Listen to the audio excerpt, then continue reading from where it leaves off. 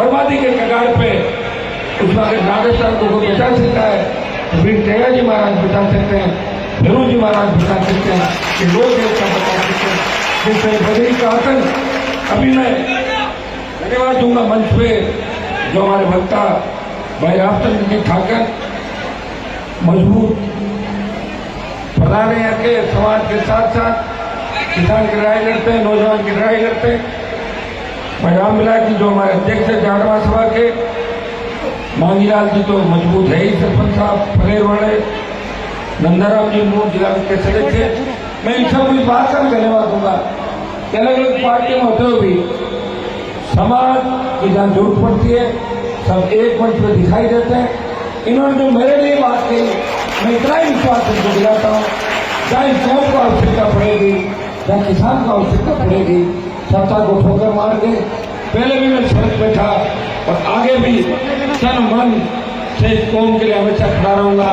मुझे याद है जिस तरह पवन सिनोदिया की हत्या कुछ असामाजिक तत्वों ने की थी, उसकी अगर पूरी जांच होती तो कई लोग जेल के अंदर जाते, दुर्भाग्य से पूरी जांच नहीं हो पाई।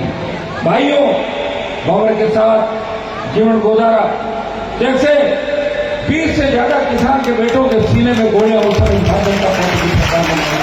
हमें उन सब बातों को याद रखना है। बीजेपी हमारी नहीं हो सकती कभी भी, और कांग्रेस के अंदर भी अब हमारे नेता नंबर 3-4 की लड़ाई लड़ रहे हैं। सिर्फ चप्पल और कप उठाने का कंपटीशन बचा है कि कब सीएम का चप्पल कौन उठाए, कब कौन उठाए, ये लड़ाई आपके लड़ रहे हैं। हमें इस बात का भी ध्यान देना है 20-22% से ज्यादा पॉपुलेशन जिसकी हो, वो शेड्यूल कास्ट और ओबीसी को साथ ले ले, मुस्लिम भाइयों को साथ ले ले, 125 सीट राजस्थान के अंदर आप जो भी इसका बदलाव जिस तरह का आगाज राजस्थान के नौजवानों ने किया है, जिस तरह की क्रांति इस राजस्थान के गंगानगर से लेके डूंगरपुर और अलवर से लेके बाड़मेर के अंदर नौजवान जिस तरह उलट पड़ा है, वो एक ही बात कहता है कि कोई परीक्षा का पेपर आउट नहीं होना चाहिए, किसी अबला के साथ अत्याचार नहीं होना चाहिए, बेरोजगार से तंग आके कोई किसान का बेटा आत्महत्या नहीं करे और कर्जे के बोझ की तरह कोई किसान आत्महत्या नहीं करे। वो चाहता उसके सपनों का राजस्थान हो। हमारी बेटियां जैसे ही हम भैरू जी के मंदिर के प्रांगण में बैठी है, रात को 12 बजे भी सड़क पर निकले तो ऐसा महसूस करे कि घर की जमीन और घर के आने की ये कौन करेगा इसी व्यवस्था, बताओ मुझे। या तो कलेक्टर, एसपी और नेता मिल जाते और विपक्षी नेता मिल जाते, कौन आपकी आवाज बनेगा। बजरी का जो खेल है, अभी 2 दिन पहले जिस तरह शंकर की निर्मम हत्या टोंक जिले के अंदर की थी, उससे पहले बाड़मेर के अंदर जो हत्या की, दुर्भाग्य इस बात का कि हम बजरी के लिए जहां भी जाते हैं टेलीफोन आता है कि हनुमान जी किसके खिलाफ लड़ाई लड़ रहे हो, आपके समाज के नेता भी पार्टनर है आधे आधे के अंदर, हर जगह राजस्थान के अंदर बात करते हैं। भाइयों, उस समय नजरें शर्म से डूब जाती है, लेकिन भगत सिंह अगर ये सोचते कि देश इस स्थिति से गुजरेगा जब 30-40 करोड़ लोगों को एक टाइम का भोजन मिलेगा तो कभी बलिदान नहीं देते। उन्होंने सोचा था कि मेरी भारत माता आजाद होगी, गुलामी की बेड़ों से मुक्त होगी और हमारे सपनों का देश बनेगा, इसलिए उन्होंने साधन की। भगत सिंह जैसे हजारों योद्धाओं ने आजादी के आंदोलन के अंदर साधन देके भारत माता को गुलामी की बेड़ों से मुक्त कराया, लेकिन आज वो स्थितियां नहीं है। आज सत्ता किनके हाथों में, माफिया सरकार चला रहे हैं। ये बजरी माफिया जो कांग्रेस को भी चला रहा है और भारतीय जनता पार्टी को भी चला रहा है। आज भारतीय जनता पार्टी की मैं सूची देख रहा था, जो प्रदेश कार्यकारिणी की टीम घोषित हुई, उसमें आधे दर्जन से ज्यादा बजरी माफिया और इसके पार्टनर है उसके अंदर पदाधिकारी, ये भारतीय जनता पार्टी की सूची है। कांग्रेस पार्टी के अंदर बैठे मंत्री जांच कौन कराएगा मुझे बताओ। जब गहलोत ने कहा कि वसुंधरा ने मेरी सरकार बचाई, और जब 2009 के अंदर मैंने कहा कि गहलोत वसुंधरा मिले हुए, तब आप मान नहीं रहे थे, और अशोक गहलोत ने कहा कि वसुंधरा नहीं होती तो मेरी सरकार चली जाती। तो भाइयों, इससे ज्यादा मिलाजुली का खेल क्या हो सकता है राजस्थान का, बताइए मुझे। मैं गलत नहीं बोल रहा हूं, मैं तो आपका वो भाई हूं, आपका वो सेवक हूं जिसने देश के अंदर ये बात चलाई कि राजस्थान में दो पार्टी नहीं है, और तीसरी ताकत है तेजा जी के भक्तों की जितनी ताकत है वो पार्टी भी बना सकते हैं, सरकार भी बना सकते हैं। और देश के किसानों के लिए अगर सत्ता को ठोकर किसी हमारी तो नागौर के सांसद ने जिसकी पार्टी आपका आशीर्वाद से बनी, जोश से बनी, सहयोग से बनी, उसने मोदी की सत्ता को ठोकर मार के अपने भाइयों का साथ दिया, एनएचआर जाम किया, तो सत्ता की छत पे बैठा। जब देश की पहलवान बेटियां न्याय के लिए गुहार लगा रही थी तो जंतर मंतर पर देश का पहला सांसद गया, वो नागौर का सांसद था। उसने कहा कि हमारी बहन बेटियों की इज्जत के साथ खिलवाड़ नहीं करने देंगे, चाहे कितना बड़ा बाहुबली हो उसे झुका के कम लेंगे। तो पार्लियामेंट का नया भवन बना। तो भाइयों, इसका बहिष्कार कांग्रेस पार्टी ने इस हिसाब से किया कि हम तो बहिष्कार करते हैं, हमारे मुद्दे दूसरे हैं। और बीजेपी जा रही थी, एक व्यक्ति था जिसकी आवाज आ रही थी कि हमारी बहनों को न्याय नहीं मिल रहा है, हमारी बेटियों को न्याय नहीं मिल रहा है, इसलिए मैं पार्लियामेंट के नए भवन के उद्घाटन समारोह का बहिष्कार करता हूं। जब सेना को ठेके पे दे दिया, कांग्रेस नहीं बोली। अग्निपथ के विरोध के अंदर अगर लोकसभा के अंदर बैनर लेके, झंडा लेके अग्निपथ वापस लेने के नारे कोई लगा रहा था, वो नागौर का सांसद था जो किसान कौम की लड़ाई पार्लियामेंट में लड़ रहा था।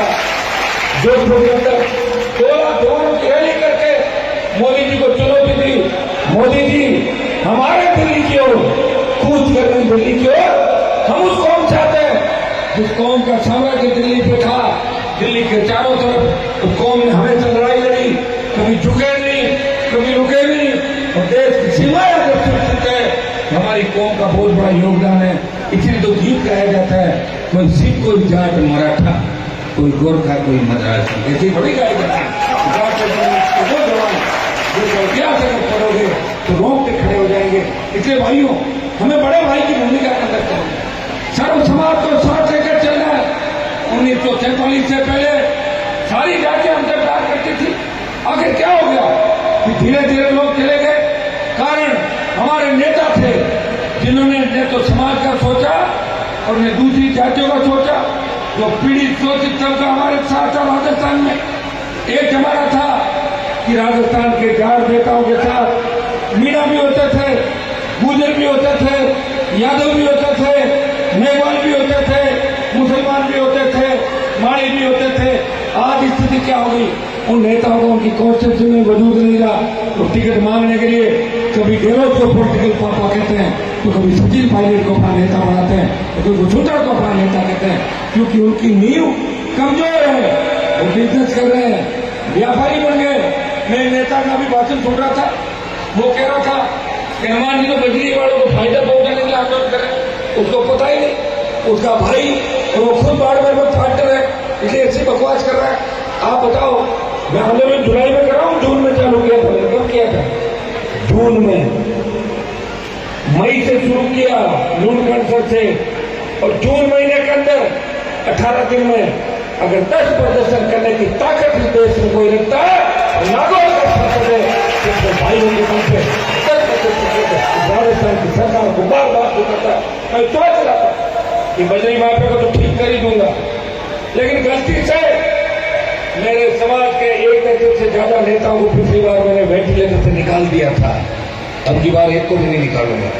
जो जीत के जाने के बाद, मंत्री बनने के बाद वो भूल गए उस बात को, और वे कह रहे हैं कि हनुमान को ठीक कर देंगे। मुझे तो ठीक कोई नहीं कर सकता, तेजा जी की कृपा मेरे साथ है, मैं तो आगे बढ़ रहा हूँ धीरे धीरे। मुझे क्या ठीक कर देंगे? नहीं तो मोदी की ईडी मुझे ठीक कर सकती है, और अमित शाह की सीबीआई ठीक कर सकती है, और वसुंधरा को जिसने 7 समंदर पार भगा दिया, और जिसने गहलोत के बेटे द्वारा के संदेश दिया कि मैं उसको चाहता हूँ, मैं विश्वास दिलाता हूँ। इस बार हमारे समाज के दलालों जो समाज के नाम से जीत के जाते हैं, और जीत के जाने के बाद खुद के परिवार का ध्यान रखते हैं, वो अपना बिजनेस बढ़ाते हैं, खुद के बच्चों को RS, RPS, RJS बनाते हैं, रिश्तेदारों के लिए RPSC के पेपर आउट कराते हैं, उनको नहीं जिताएंगे। इस बार पार्टी को मजबूत करूंगा। मैं राजस्थान को बचाने के लिए लड़ाई लड़ रहा हूँ। राजस्थान को बचाने की लड़ाई के अंदर आप सब लोग मेरा साथ देना। भाइयों, विश्वास दिलाता हूँ, जब दिसंबर का रिजल्ट आएगा, इस बार का रिजल्ट ऐतिहासिक होगा। लोकसभा के अंदर चर्चा चलने लग गई कि भारतीय जनता पार्टी की सरकार आसानी से नहीं बनेगी। मैंने बड़े बड़े नेता देखे अजमेर जिले से जो आते थे, कांग्रेस को गिराने की बात करते थे, मैं पार्टी बनाऊंगा, मैं ये कर दूंगा, वो कर दूंगा, क्या नौकरी तेरा कर दूंगा। करीब करीब 3 महीने बाद तो चुनाव है, कब कर दोगे? मुझे एक व्यक्ति लड़ रहा है, एक किसान का बेटा, जिसे राजस्थान में पार्टी बनाई, मान्यता दिलाई और अपने लोगों का भला भी किया, और ताकत तुम्हारी कमजोर नहीं पड़ने दी। लेकिन मैंने देख लिया कि जो लोग वहां बैठे हैं वो आपका भला नहीं कर सकते। उतना भला तो मैं आपका बिना सरकार के कर रहा हूं। आज मेरा टेलीफोन राजस्थान के किसी कलेक्टर एसपी को चला जाए, हिम्मत है कि मेरा काम रोक दे। आपके एमएलए तो अपनी कॉन्फ्रेंस में काम नहीं करा पाते। ये सब आपकी ताकत का परिणाम है, आपके साथ का परिणाम है। अन्याय के खिलाफ हमेशा लड़ता हूं, जब भगवान की कृपा मेरे ऊपर है। कई बार हमले हुए मेरे ऊपर, हुआ क्या? आगे जो दोस्त हो गए सपने, तेरा ही कृपा मेरे ऊपर। एक बार मैं सत्ता के सिंहासन में आपको बिठाऊंगा। मैंने एक बात ये भी कही थी पिछले चुनाव के, जब कई लोगों ने कहा कि हनुमान जी आप रुक जाओ, तो मैंने कहा मैं तो रुक जाता हूं। दूल्हा बता दो मुझे ठटका, मुझकी बारात में चला जाऊंगा, मैं दुल्हन नहीं बनूंगा राजस्थान के दूल्हा है ही नहीं। भाइयों, ये मेरे विचार थे। 1 साल लड़ाई नहीं लड़ सकता व्यक्ति। 2003 में चालू करी थी, पूरी जवानी बिता दी लड़ते लड़ते, पूरी गर्मी सर्दियां बिता दी सड़कों पे। मेरे बच्चे छोटे, वो कह रहे भाई साहब पापा जून का महीना टूर पे लेके चलो। कहां से चलूंगा? मुझे आपकी चिंता है, मुझे बजरी माफिया को भगाना है, राजस्थान को ठीक करना है, तो मैं टूर यही करता हूँ आपके लिए। समझा? तो बेटा रुको, आपका जन्म इस परिवार का हुआ है, जब राजस्थान की नजरें समय मिलेगा तो जरूर चलेंगे। तो किस तरह की परिस्थिति में लड़ रहा है? काले की कोर्ट में रहते हुए जैसे कभी दाग नहीं लगा। 1 रुपए का भ्रष्टाचार का आरोप नहीं तो देश की सरकार लगा सकती, न राजस्थान की सरकार लगा सकती। लेकिन भाइयों, लोकतंत्र में लंबी लड़ाई तभी लड़ सकते हैं जब पूरी ताकत के साथ लोग उसके साथ होते हैं। हम 1 और 1 11 पुष्कर, किशनगढ़ से लेके भीलवाड़ा, अजमेर टोंक से लेके उदयपुर से फिर मारवाड़, शेखावाटी, गंगानगर, भरतपुर तक करते हैं। 125 से ज्यादा सीटों पर सीधी टक्कर हो सकती है। हिम्मत के साथ, समझ के साथ चलना होगा। बात एक ही होनी चाहिए कि हमें इस बार सरकार बनानी, कैंडिडेट कोई भी हो, हमें हमारे कैंडिडेट का साथ देना है, हमारे भाई का साथ देना है, जिसने 25 साल संघर्ष में अपना जीवन बिता दिया। मैं आपको विश्वास दिलाता हूं कि मान लो अगर हम सत्ता के नजदीक आते हैं, फायदा किसका होगा? आप बच्चों का होगा। मेरे बच्चे तो इतने से तो बच्चे अभी स्कूल में चल रहे हैं। अगर हनुमान बेनीवाल जीतता है, हनुमान बेनीवाल सत्ता के नजदीक होता है, राजस्थान में माफिया राज खत्म हो जाएगा। किसी किसान के बेटे के सीने पर कोई गोली नहीं चलेगी। वो जो फालतू में भूसा कर घूम रहे हैं ना सड़कों पे, इनको पकड़ पकड़ के नई जेल बना के ठूस दूंगा अंदर ला के।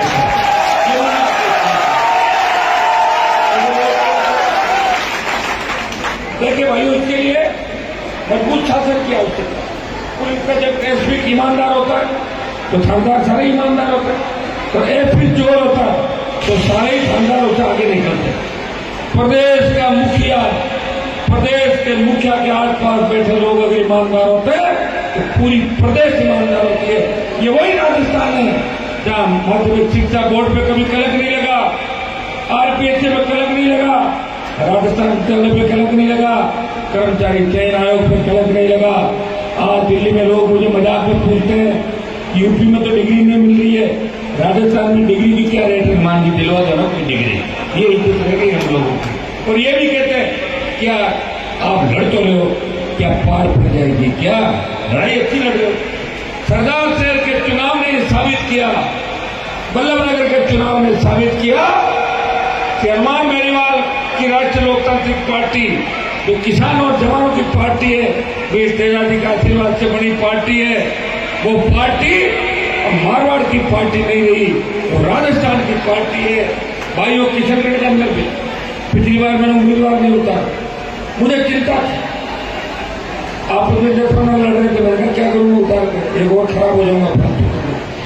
पूछ करके अंदर उम्मीदवार उतारा, आप लोगों ने वोट भी दिए 6-7 वोट हमारे पूछ करके उम्मीदवार कर रहे थे। शुरुआत जब बीजेपी वाले मुझे कहते हैं, मैंने कहा आपके शुरू में 2 ही सीट थी, 2 MP थे देश के, 2-2 रुपये मांग के मैंने कहा चंदा करते थे। कभी राम मंदिर का चंदा इकट्ठा करके खा गए, कभी दूसरा गाय माता के नाम से खा गए, फिर जाके धीरे धीरे कोई 40 साल बाद राज के अंदर आए, मैंने 1 रुपया भी नहीं मांगा अभी तक। आप देखिए, मान सम्मान स्वाभिमान आर्थिक संसाधनों से जूझते हुए भी ये किसान का बेटा उसी तरह लड़ रहा है जिस तरह तेजाजी महाराज 1,000 साल पहले गाय के लिए वचन लेता था, महिला ने दिया था। हनुमान बेनीवाल जी वही लड़ाई लड़ रहा है। वो दिन दूर नहीं जब सत्ता पे आपका कब्जा होगा।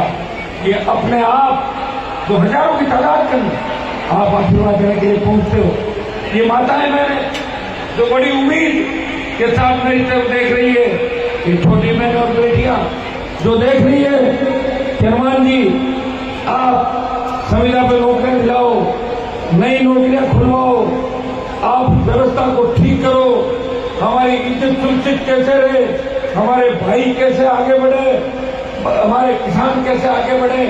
तो एक टकटकी लगा के देख रही है, उन्हें कोई लड़ता हुआ दिखाई दे रहा है राजस्थान के अंदर। आज अगर मुझे निकाल दो राजस्थान में से, कौन लड़ने वाला पीछे बताओ मुझे, कहाँ वोट डालोगे आप लोग? ये तो कांग्रेस को डालो और ये भाजपा को डालो। एक सांपनाथ है, दूसरा नागनाथ है, कहां से लाओगे आप पार्टी बताओ? तो भाइयों उठो, आशीर्वाद दो, अपने आप सारी व्यवस्था बदलेगी। अगर अजमेर जिला उठ गया, भीलवाड़ा उठ गया, चित्तौड़ उठ गया, अपने आप धीरे धीरे उठ गए लोग। हमारे जो भाइयों का काफिला बढ़ता जाएगा। अभी जब नौर गढ़साना के अंदर मैंने रैली की, गढ़साना के अंदर मैं जब गया तो उन्होंने कहा कि 2004-5 में जब वसुंधरा ने गोलियां चलाई थी किसानों पे, हमारे समाज के लोग वहां खत्म हुए, दूसरे समाजों के लोग भी खत्म हुए, तो गोलीबारी के आंदोलन में शहादत दी। उसके बाद 19 साल में कभी रैली नहीं गढ़साना के अंदर। इतना डर और खौफ था लोगों के अंदर पुलिस का, वो खौफ कोई खत्म करके आया। नागौर का शासक था, तो खौफ खत्म किया।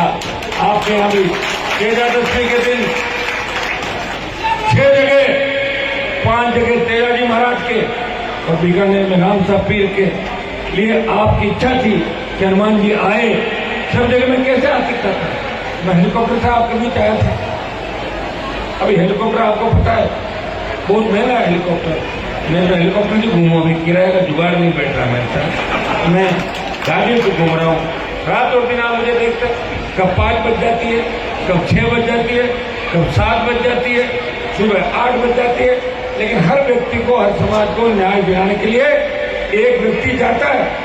जब वो न्याय दिलाता है, वो ये नहीं देखता न्याय किसको दिला रहा हूं और मुलजिम किस जाति के।